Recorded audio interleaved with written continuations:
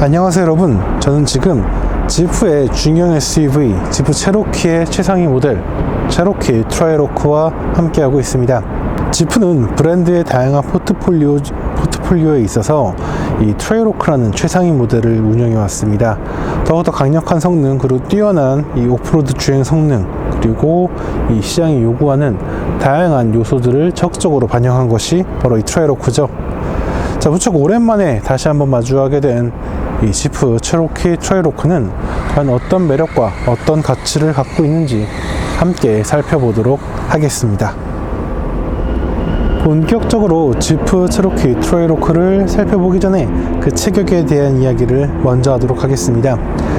4625mm의 전장과 각각 1860mm, 1690mm의 전폭과 전고를 부여하고 있습니다. 여기에 이제 2720mm의 휠베이스를 제공을 하여서 이제 균형감 있고 이제 존재감 있는 그런 SUV의 모습을 잘 구현했다고 설명드릴 수 있겠습니다. 이후 설명드린 강력한 엔진, 그리고 이 사륜구동 시스템, 그리고 다양한 오프로드 요소들을 더하면서 이 공차 중량은 2010kg으로 2톤을 넘어갑니다. 체급에 비하면 조금 무겁게 느껴지기도 하지만 지프의 그런 기술에 대한 기대감, 그리고 이 고성능 모델이라는 그 기대감 덕분에 이후에 이어질 시승을 기대해 보게 됩니다. 지프 체로키 트라이로크의 디자인을 함께 살펴보도록 하겠습니다. 자, 먼저 오프로드와 온로드의 주행을 공존시키려고 하는 이 체로키 특유의 존재감이 느껴지는 것이 이 차의 디자인의 특징이라고 설명드릴 수 있겠습니다. 세련된 스타일로 다듬어져 있어서 곡선 중심으로 이제 공기역학에 대한 고려가 담겨 있는 걸 확인할 수 있고, 날렵한 헤드라이트, 그리고 세련된 바디킷이 더해져 있는 걸 확인할 수 있습니다.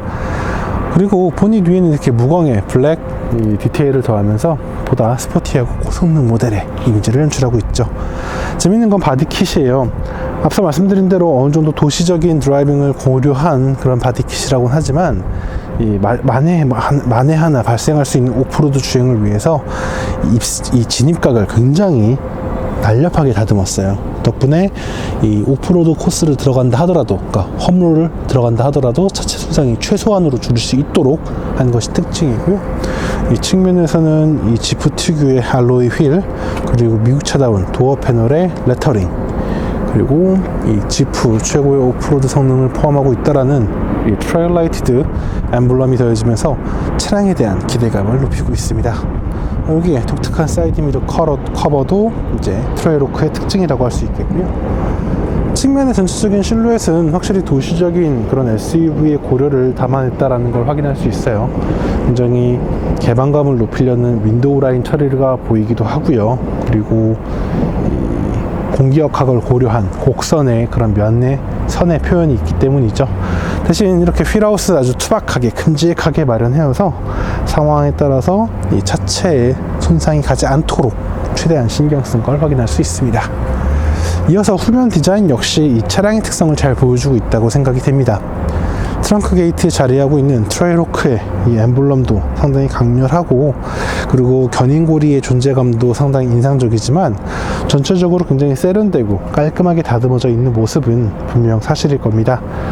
이게 이제 고성능 모델인 만큼 듀얼 타입의 머플러 팁이 적용되어 있어서 강력한 성능을 암시하는 것 또한 잊지 않았습니다.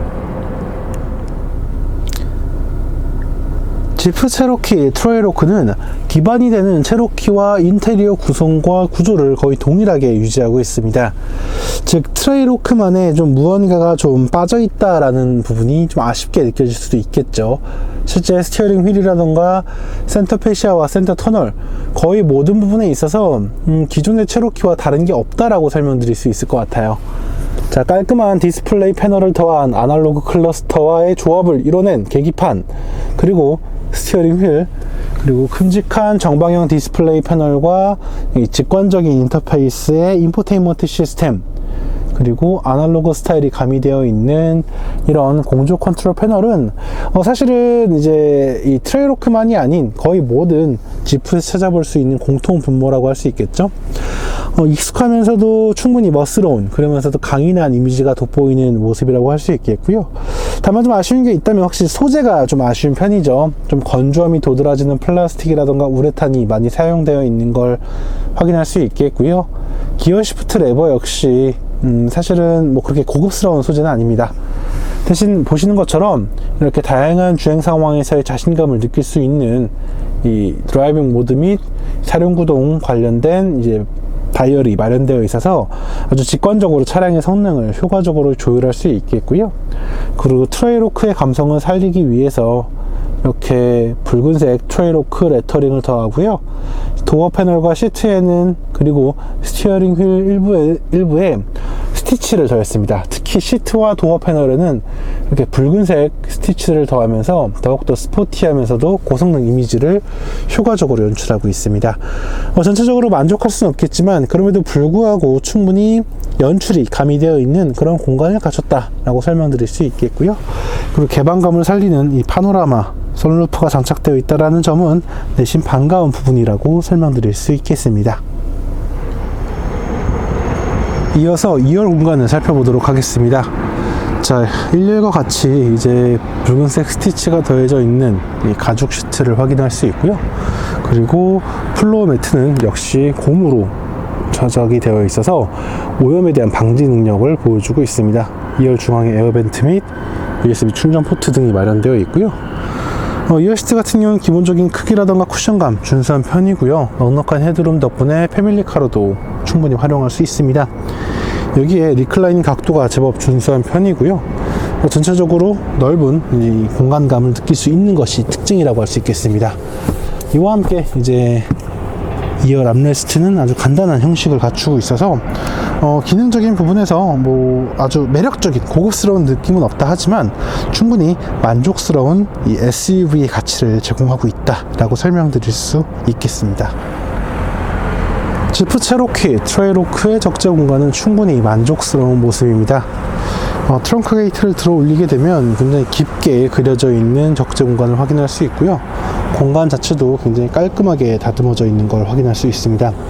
여기에 오염물이 튀지 않도록 캐빈과 트렁크 공간을 분리할 수 있는 이런 커버도 장착되어 있고요. 파워 아울렛은 물론이고 스피커, 앰프도 함께 자리하고 있어서 이 공간 활용을 정말 잘하고 있다고 생각이 됩니다. 이외에도 이제 이 짐이 흔들리지 않도록 고정시킬 수 있는 고리가 이제 트렁크 귀퉁이에 다 장착되어 있고요. 그리고 키가 작으신 분들을 위해서 이 트렁크 게이트에 그 닫는 버튼을 이 옆쪽에 마련해서 아주 손쉽게 사용할 수 있도록 했습니다. 이와 함께 이제 트렁크 공간 아래쪽에는 이렇게 스페어 휠 타이어와 키트, 그리고 약간의 여유 적재 공간을 활용을 하여서 이 공간 가치를 더욱 높이고 있다라고 설명드릴 수 있겠습니다. 이와 함께 이제 2열 시트는 6대4로 분할 폴딩이 가능하기 때문에 상황에 따라서 더욱더 넓은 공간을 활용할 수 있다는 게 아주 큰 특징이라고 설명드릴 수 있겠습니다. 지프 체로키 트레이로크의 보닛 아래는 그동안 만나지 못했던 아주 반가운 이름이 담겨져 있습니다. 바로 펜타스타 엔진입니다. 자, FCI의 주력 V6 엔진으로 많은 차량에 사용되었던 엔진이었죠. 대신 체로키 트레이로크에는 3.6L 사양이 아닌 3.2L 사양이 장착되어 있고요. 275마력과 32.1kgm의 토크를 제시하고 있습니다. 여기에 9단 자동 변속기, 그리고 액티브 드라이브 2 기반의 4WD 시스템을 조합하여서 견실하고 우수한 주행 성능을 제시하고 있죠. 다만 이제 차량의 공차 중량도 좀 무거운 편이고요. 배기량도 좀 크다 보니까 공인 복합 연비는 8.1km/L에 불과한 것이 아쉬운 부분입니다. 참고로 도심과 고속 연비는 각각 7.0 그리고 10.0km/L입니다. 그럼 지금부터 지프 체로키 트레이로크와 함께 주행을 하면서 실제 주행 상황에서는 어떤 매력과 어떤 가치를 보여주고 있는지 설명드리도록 하겠습니다. 자, 가장 먼저 드라이빙 포지션과 시야에 대한 이야기를 하겠는데 사실 그래, 지프니까 이해가 돼요. 지프는 어느 정도 오프로드 주행을 고려를 한 차량이기 때문에 여느 차량에 비해서 지상고가 좀 높게 그려져 있는 게 사실입니다. 이러한 특성은 운전자 입장에서 충분히 고려를 해야 될 부분이라 생각이 들고요. 그리고 그렇기 때문에 체격이 큰, 특히 앉은 키가 높으신 분들은 이 체로키 앉으셨을 때 좀 이런 헤드라이너가 시야를 좀 가릴 수도 있다라는 걸 좀 감안하셔야 될 것 같습니다. 다만 전체적인 레이아웃이 굉장히 편안한 편이에요. 조금은 전통적인 쪽, 어떻게 보면 좀 올드한 느낌이 좀 있는 건 사실이지만 버튼이나 이런 다이얼의 구성이 굉장히 큼직큼직하게 잘 마련되어 있기 때문에 차량에 대한 적응이 굉장히 빠르다라고 할 수 있겠습니다. 그렇죠. 개인적으로는 요새 많은 차량들이 디지털 클러스터로 점점 변화가 되어가고 있는 상황이지만 저는 그래도 아날로그 클러스터랑 이 디지털 디스플레이 패널을 조합하는 이 형태도 충분히 매력적이라고 생각이 들어요. 다만 좀 아쉬운 게 있다면 인포테인먼트 시스템이 여전히 좀 불친절하죠. 네. 물론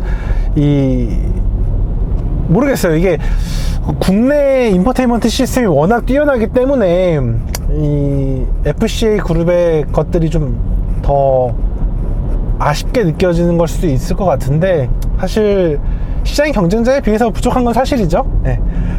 어쨌든 지금 말씀드린 특성으로 인해서 시야는 굉장히 넓어요. 시야는 굉장히 넓은 편이고 후방 시야도 생각보다 넉넉하게 마련되어 있기 때문에 일반적인 도로는 물론이고요, 험로를 지날 때에도 차량 주변 시야를 확보하기 굉장히 용이하게 되어 있다라고 설명을 드릴 수 있을 것 같습니다. 자, 국내 시장은 사실 SUV라고 하더라도 대부분의 차량들이 디젤 엔진을 장착하고 있는 것이 사실이죠. 디젤 게이트 이후로 디젤 엔진의 비중이 점점 줄어들고 있다고는 하지만 여전히 디젤 엔진의 선호도가 높고 디젤 엔진의 비중이 높은 건 어쩔 수 없는 사실입니다. 그런 와중에 이 체로키 트레이로크 같은 경우는 비교적 대배기량, 비교적 고출력의 이 가솔린 SUV의 매력을 제시하고 있다라고 설명드릴 수 있겠습니다. 앞서 말씀드린 대로 275마력 그리고 32.1kgm의 토크를 제시하고 있죠. 사실 트라이로크 그리고 붉은색 아마도 독수리겠죠. 독수리가 날개를 펼치고 있는 그 모습을 본다면 내심 좀 아쉬운 출력일 수도 있을 것 같아요. 사실 저도 처음에는 V6니까 300마력 가까이 나오려나? 라는 약간 그런 기대감이 있었거든요. 그래서 좀 아쉽게 느껴지는 페이퍼 스펙이기도 해요. 대신 가솔린 SUV이기 때문에 강점이 있죠. 바로 정수성입니다. 제가 지금 시동이 꺼져 있던 걸 다시 시동을 깨웠는데 시동이 다시 들어가는 상황에서는 좀 시끄러운 편이긴 한데 기본적으로 아이들링이라던가 이런 상황에서의 정수성이 굉장히 우수한 편입니다. 물론 페달과 스티어링 휠을 통해서 진동이 느껴지는 건 있어요. 하지만 전체적으로 상태가 나쁘지 않다라는 거, 그리고 현재 이 시승차가 13,800km 정도, 정확하게는 13,725km를 달린 차량이에요. 그러니까 어느 정도 주행거리가 좀 누적된 그것도 시승차니까는 약간 감안해 둘 필요가 있다라고 생각이 됩니다. 어쨌든 앞서 말씀드린 대로 이 차가 갖고 있는 출력은 사실 그렇게 인상적인 출력은 아니에요. 이미 국내에 많은 2.0 가솔린 터보 엔진들이 200마력대 중반을 이제 달성을 했고요. 그리고 또 일부 차량들 같은 토크를 이제 40km대까지 끌어올리는 등 정말 다양한 이제 대안책들이 나왔죠. 게다가 같은 V6의 시장에서도 사실 아싸리 이런 표현 좀 나는데 차라리 애초에 그냥 3.6L 사양을 적용을 했었으면 좀 더 나았을 수도 있었는데 이 차에는 3.2L가 들어가 있단 말이죠. 그러다 보니까 좀 출력이 좀 애매모호한 좀 출력이 됐어요. 하지만 뭐 기본적으로 V6 엔진 특유의 여유 그리고 사운드를 제시하면서 주행 전반의 가치를 높이는 건 분명히 있습니다. 하지만 이 절대적인 출력과 배기량이 좀 한계가, 절대적인 출력은 높은 편이지만 또 반대로 그렇게 아주 드라마틱한 출력도 아니고요. 그리고 또 이 자연흡기 엔진이다 보니까 낮은 RPM에서의 출력이 좀 빈약한 건 사실이죠. 그러다 보니까 가속 상황에서 특히 3,000, 4,000 RPM 이하에서는 살짝 맹한 느낌은 있어요. 네. 뭔가 맹한 느낌은 있는데, 기본적으로 엑셀레이터 페달에 대한 그 스로틀 궤도량이 좀 큰 편이어서 약간만 밟더라도 RPM을 쭉쭉 끌어올려주는 모습을 볼 수가 있거든요. 그래서 이를 활용해서 좀 더 그런 그 맹한 구간을 대폭 줄일 수 있는 그런 특성이 있다라고 설명을 드릴 수 있을 것 같아요. 물론 이 차가 그렇게 성능이, 그러니까 제가 절대적인 성능이 아쉽다라고는 하지만 그 관점은 V6의 경쟁자들 대비인 거지, 사실 이 차는 충분히 빠른 편입니다. 실제로 엑셀레이터 페달을 밟아보면은 생각보다 만족스러운 가속 성능이 느껴지고요.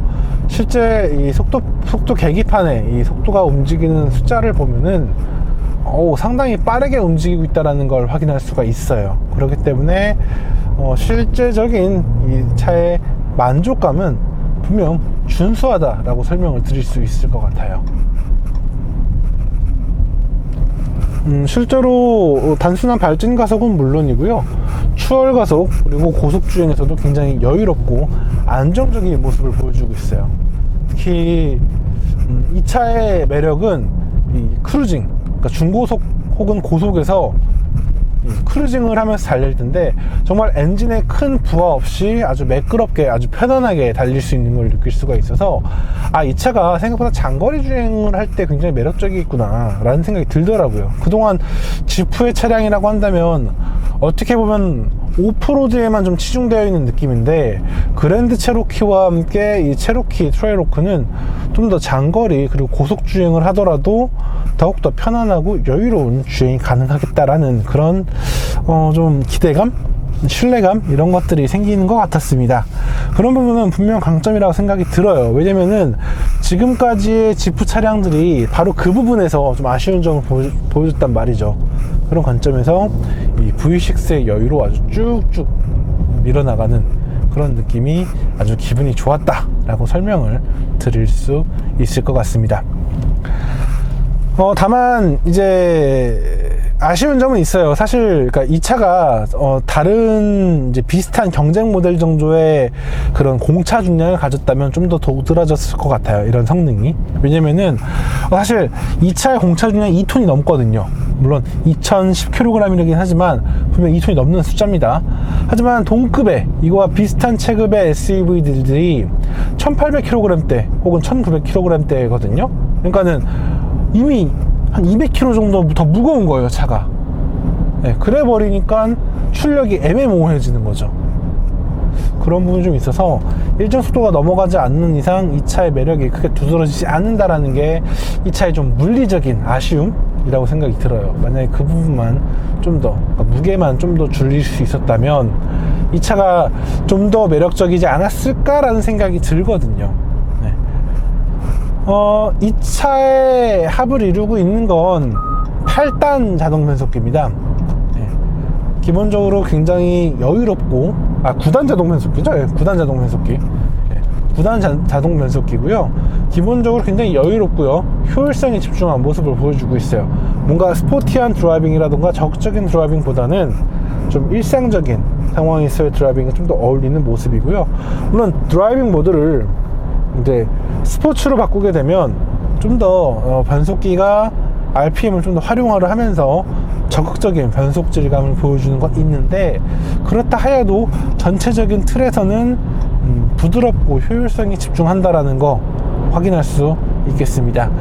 실제로 이 차를 주행을 해보면요, 이전에 FCA가 보여줬던 9단 변속기에 비해서 높은 단수로 들어가는 속도나 이런 게 템포가 좀 빨라진 건 사실이에요. 하지만 그럼에도 불구하고 이 주행 중에 9단이 맞물리는 상황이 그렇게 많지가 않아서 이게 사실 9단 변속기의 매력을 10분 느끼기에는 좀 주행 환경이 아쉬웠다 라는 생각이 들고, 아마 뭐 한 120km, 130km 이런 고속 크루징을 한다면은 9단 변속기가 존재감을 드러내지 않을까 라고 생각을 해보게 됩니다.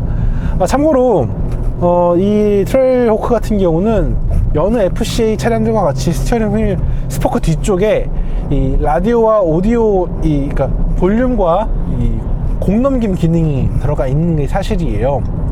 근데 이 스포츠도 고성능 모델이니까 이 패들 시프트를 더하는 것도 있지 않았거든요.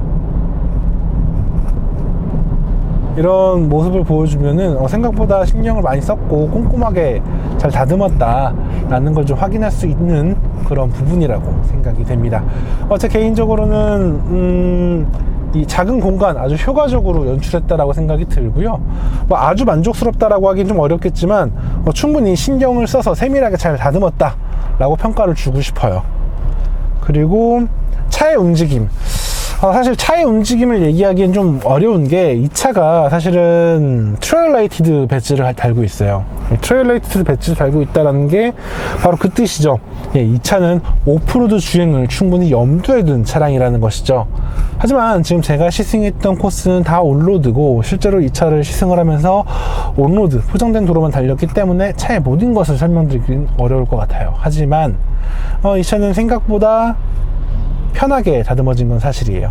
좀 어떻게 보면 헐렁하다라는 느낌이 들 정도로 좀 예전에 미국 차의 특성을 잘 보여주면서도 또 최신의 그런 서스펜션이라던가 조율 능력을 좀 갖추고 있다라는 생각이 들어요. 그래서 차체하고 기본적인 차체와 같은 그 솔리드한 하드웨어는 조금 투박하고 대신 서스펜션이라던가 브레이크라던가 조율을 해주는 부분은 세련된 그런 좀 조합을 이루어지고 있다라고 좀 생각이 되고요. 덕분에